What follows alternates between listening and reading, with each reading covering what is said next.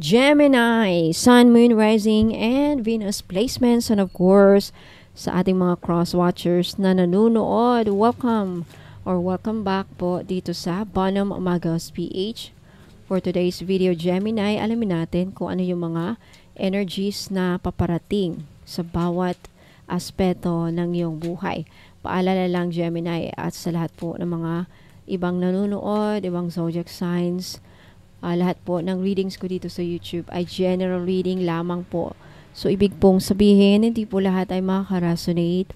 Kunin nyo lang kung saan kayo nag-resonate, Gemini, at iwan yung hindi. Alright, let's start. Gemini, ano yung mga energies na paparating sa bawat aspeto ng iyong buhay? Okay, first card. First energy, you have the Page of Wands. Next, you have the Eight of Wands. You have the Queen of Cups. Next, you have the Six of Cups. You have the Moon. You have the Queen of Wands. Three of Cups. And you have the Nine of Cups. Okay. Parehas kayo na Taurus. Alright, umpisa na natin, Gemini.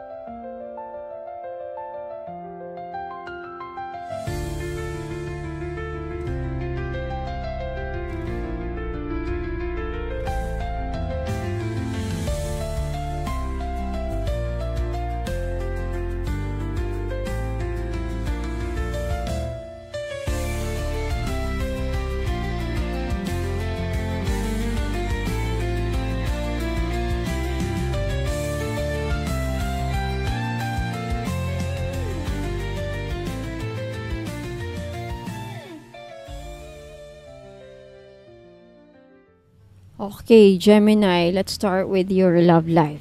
Sa pag-ibig, you have the Queen of Cups, the Six of Cups, and the Moon. Okay. Gemini, darating ang panahon na mas magiging emotional ka. Mapapansin mo na parang madalas kang magbalik tanaw sa mga taong minahal mo noon, lalo na ang isang connection na parang hindi mo pa rin kayang kalimutan, no? Ang Six of Cups ay nagsasabi ng posibilidad ng past love returning o pagbabalik ng mga alaala ng taong minsang nagpasaya sa'yo. Pero ang the moon energy dito ay nagpapahiwatig ng pagkalito, ilusyon, mga bagay na hindi malinaw. So, maaaring may mga hindi nasabi, may mga lihim na damdamin, o may takot na nagpapabagal sa pag-ibig. Kailangan mo munang linawin kung anong nararamdaman mo ay totoo o dala lang ng nostalgia. Ang Queen of Cups energy naman ay nagtuturo sa iyo ng emotional maturity. Hindi mo na basta-basta pinapasok ang sinuman sa buhay mo. O hindi mo na basta-basta papapasukin ang sinuman sa buhay mo. Gusto mo na ng tunay, tapat at totoo. Kung single ka, posibleng makaramdam ka ng instant soul connection sa isang bagong tao na makikilala mo. Pero parang may deja vu, no? Parang may deja vu na mangyayari. Kung taken ka na, Gemini, time for healing at pagbubukas ng damdamin ang mangyayari. So may posibilidad rin na lulalim ang intimacy kung haharapin ninyo ang mga takot at insecurities ng magkasama. You know, ang tunay na pag-ibig ay hindi lang puso ang gamit, kundi pati isipan at intuition. So, piliin mo ang pagmamahal na hindi mo kailangang ipaglaban dahil kusa siyang lalapit sa iyo. Punta tayo sa inyong career, Gemini. You have the Page of Wands, Eight of Wands, and a Queen of Wands. Okay, wow. Ito ang breakthrough period mo, Gemini. Ang daming oportunidad na biglang darating. Page of Wands shows na may mga bagong idea, offer o training na lalapit sa iyo. bagong simula, bagong motivation, parang may apoy na muling mabubuhay sa loob mo. Kasunod nito ang Eight of Wands na nanganghuhulugang mabilisang developments, sudden travel for work, promotions na parang out of nowhere. Pwede rin itong magpahiwatig ng biglaang request mula sa boss o important client, kaya dapat alerto ka at laging handa. Ang Queen of Wands ay ikaw. You are empowered, charismatic, at respected sa trabaho. Kapag ginamit mo ang leadership skill mo sa tamang paraan, makakamit mo ang respeto at paghanga ng maraming tao. Kaya kung may project ka, Gemini, ituloy mo na. Kung nag-a-apply ka, expect positive results. At kung iniisip mong mag-resign or mag-shift ng trabaho, pabor ang enerhiya sa mga pagbabago ngayon. So, huwag mong hintayin ang tamang panahon. Minsan, ikaw ang kailangang lumikha nito. Ang pagkilos mo ngayon ay magdadala ng tagumpay sa iyo bukas. Okay, punta tayo sa inyong kaperahan. Kaperahan. Pananalapi. You have the Nine of Cups and the Queen of Wands. At okay, Gemini, ito na ang panahong unti-unting babalik ang mga biyaya na matagal mo nang pinagdarasal. Nine of Cups is the wish fulfillment card. Ang barahan ng kasaganahan, emotional satisfaction at reward. Maaaring matanggap mo ang binihintay mong bayad, utang or sales. Pwede may unexpected na blessing, raffle, refund, o malaking tip kung nasa service industry ka. Kung may hinuhulugang bahay, negosyo o gamit, may signs na mas mapapadali ang pag-abot mo rito. Okay, pag-achieve kumbaga. Ang Queen of Wands ay pinapayo rin na maging strategic at confident sa financial decisions mo. Gemini, hindi lang basta gastos, kundi may investment mindset ka na ngayon. Marami ka matutunan kung magpo-focus ka sa financial empowerment, budgeting, savings, and passive income. Passive income, no? So, binibigay na ngayon ng universe ang mga biyaya mo, hindi para sayangin, kundi para pagyamanin ka, Gemini. Magpasalamat, pero matutong magplano rin. Okay, punta tayo sa family aspect mo, Gemini. You have the Six of Cups and the Three of Cups. Okay, napakaganda ng energy pagdating sa family aspect mo, Gemini. Six of Cups ay nostalgic happiness. Pwedeng reunion, pwedeng bonding, o simpleng panahong punong-puno ng lambing at pagbabalik tanaw. Maaring may darating na bisita mula sa probinsya o kamag-anak na matagal mong hindi na nakikita. Okay, Three of Cups ay celebration. Posibleng birthday, family gathering, or simpleng good news tulad ng pagpasa sa exam ng anak, bagong baby, bagong bahay, o panalong balita or good news. Kung may problema sa family noon, may signs ng reconciliation o pagpapatawad. Kaya ang pamilya hindi lang perfecto, no, Gemini, pero sila ang laging nandyan kapag kailangan mo ng tunay na sandigan. Yakapin mo sila habang may oras pa. Punta tayo sa inyong kalusugan, Gemini. You have the Moon and the Queen of Cups. Okay. Ang kalusugan mo ngayon ay directly affected ng iyong emotion, Gemini. Sa makaresonate lang po, ang Moon ay nagbabala ng anxiety, stress, overthinking, o emotional fatigue. So, maaring hindi mo ito agad mararamdaman. Pero sa katawan mo, ito lumalabas. Kaya insomnia, fatigue, hormonal imbalance, low immunity. Ang Queen of Cups urges you to take care for your mental and emotional health. Malaga ang self-care rituals ngayon, like warm bath, calming tea, journaling, ayan, simpleng paghinga sa labas ng bahay. Lalo na kung ikaw ay highly sensitive or empath. So, kailangan mong mag-ground regularly. Okay, kapag napuno ka ng emotion, Gemini, kahit ang katawan mo ay sumusuko, patawarin ang sarili, pahingahin ang isip, gamutin ang damdamin. Okay, punta tayo sa spiritual aspect mo, Gemini. You have the Page of Wands, you have the Moon, and the Nine of Cups. Okay. Sorry. You have the Nine of Cups. Ayan, so isa ito sa pinakamakapangyarihang aspeto ng reading mo, Gemini. Nagsisimula ang iyong spiritual awakening dito sa Page of Wands na nagdadala ng curiosity, no? Gusto mong matuto ng tarot siguro, ng astrology, crystal work, o posibleng energy healing, interested ka, o kahit sa simpleng meditation.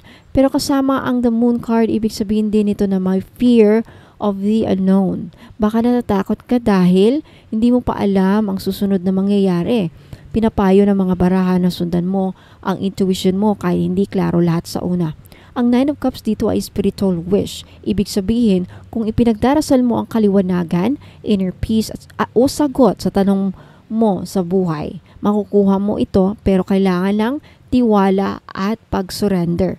Kapag natutunan mong tumahimik sa loob, Gemini, doon mo maririnig ang tunay mong gabay. Okay, punta tayo sa negosyo. Sa may mga negosyo po dyan, you have the Queen of Wands, Eight of Wands, and the Three of Cups. Okay, booming energy ito, Gemini. Kung may negosyo ka, expect sudden surge ng customers, ng orders at inquiries. Pwede itong dahil sa promo mo, dahil nag-viral ang post mo, o dami mga positive feedbacks mula sa customers mo, no? Ikaw ngayon ang Queen of Wands. Magnetic ang presence mo at maraming na-attract sa ginagawa mo. Magandang panahon para maglabas ng bagong product, i-update ang branding o makipag-collaborate. Three of Cups ay namasaya at supportive na energy. So, customers or community na hindi lang bumibili kundi sumusuporta talaga sa iyo. Posibleng may mga orders galing sa referrals or recommendations. Huwag matakot sa expansion, Gemini, okay? Ang tamang energy plus tamang produkto equals tagumpay. Keep showing up, Gemini, because people are watching and supporting in silence. So, Gemini, ayan, ito ang panahon ng mabilis na galaw. Okay, malalim na damdamin, matatag na intuition. So, ibalansi mo ang puso, isipan at spiritual na lakas mo. Kapag ang direction mo ay mula sa loob, ang tagumpay ay sigurado din sa labas. Okay, Gemini, Sun, Moon, Rising, and Venus placements, let me know if nag-resonate po sa inyo ang reading. Mag-comment sa baba, like this video if nagustuhan niyo po. At sa mga hindi pa po nakapag-subscribe, mag-subscribe na po kayo para next time wala kayong ma-miss na mga uploads para sa inyo, Gemini. Now, sa naghahanap po ng mga libreng ritual, marami po akong mai-offer na ritual. Mamili lang kayo, or if mayroon kayong alam, or kausapin niyo po ako dito sa Facebook page, Bono Magos PH, yung may blue check, verified ni Meta. Kausapin niyo ko doon, ikwento niyo sa akin kung ano mga pinoproblema ninyo, at meron kayong dalawang options para maka-avail ng ritual. Libre kapag bumili kayo ng item na yung mga ino-offer ko dito sa YouTube, panoorin ninyo. Okay, kung hindi pa sold out, ayan, second option is kung wala kayong bibilihin, magbayad kayo 1,000 pesos per ritual. Kung tatlong pinoproblema mo sa career, sa family, sa love life, then tatlo ang kailangan yung bayaran na ritual, 3,000. Okay, for more questions, for more inquiries, mga katanungan, kung ano pa mga gusto nyong sa akin, curious kayo, gusto nyo makita mga items, kung ano pa, huwag niyo po akong, huwag po kayo mahiyang mag-message sa Bono Magos Facebook page, no? Ayan, welcome na welcome po kayo doon. What else? Huwag muna kayong alis, Gemini, kung interesado kayong bumili or interesado kayong bilhin ng mga item ko. Makikita nyo dito after this reading. Kaya magbabalik po ako para dyan. Ingat po and God bless. Huwag muna kayong alis, magbabalik po ako.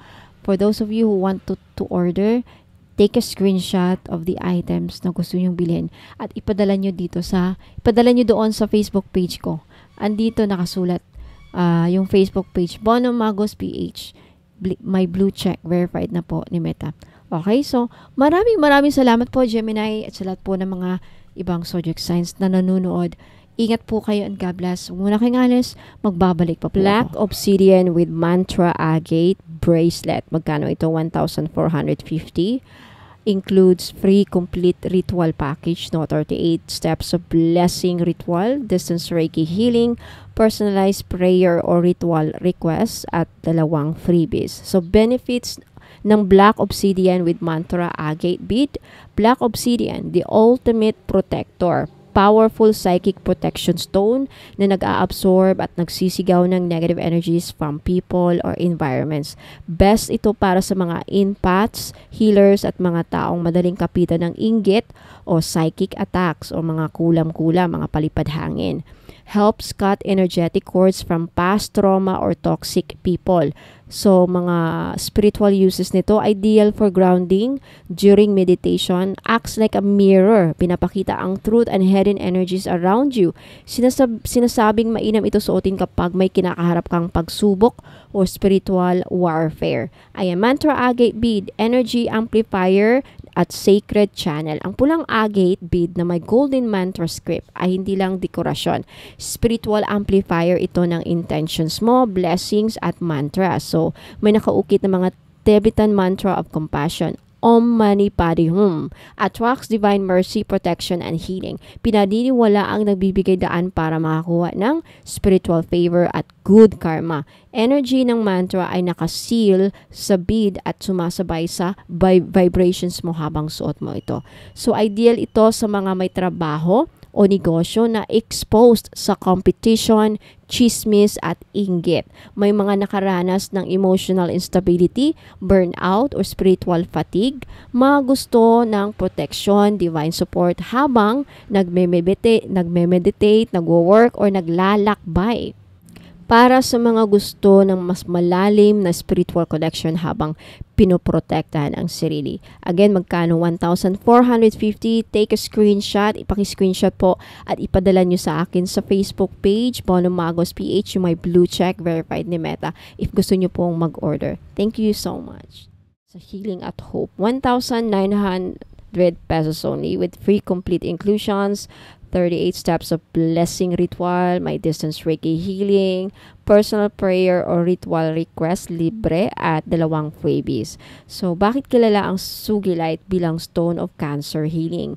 Ang Sugilite ay isang bihirang at highly spiritual na healing stone, lalo na kilala sa metaphysical world bilang bato ng spiritual na protection at paggaling. Energetic shield para sa may mga malalang karamdaman, lalo na cancer. So, pangunahing benepisyo ng Sugilite, cancer support and deep healing. Tinatawag itong healing stone for cancer dahil sinasabing tinutulungan nito ang katawan na i-relieve ang sakit, pagod at side effects ng chemotherapy. Energetically, pinapalakas nito ang cell regeneration at immune system. May kakayahan daw itong magpadala ng violet ray healing energy para mapalakas ang loob ng may sakit.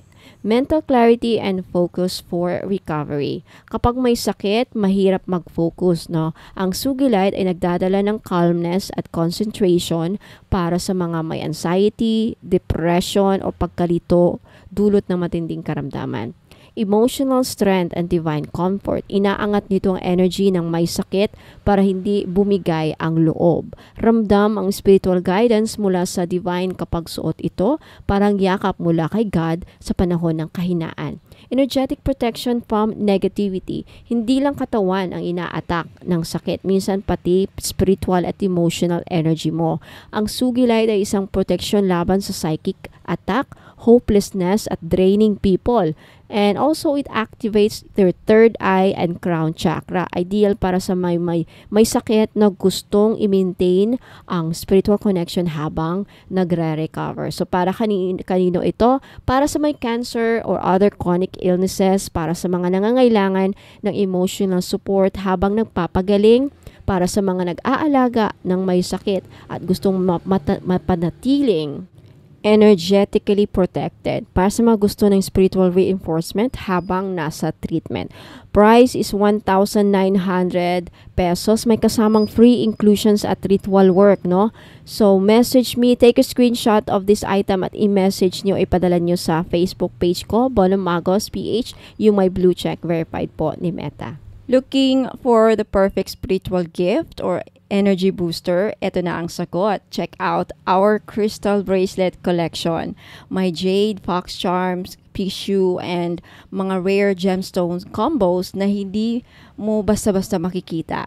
Pangregalo or pang self-love, perfect ang bawat piraso sa koleksyon na ito. Lahat ng bracelets or items meron ako ay may complete spiritual inclusions.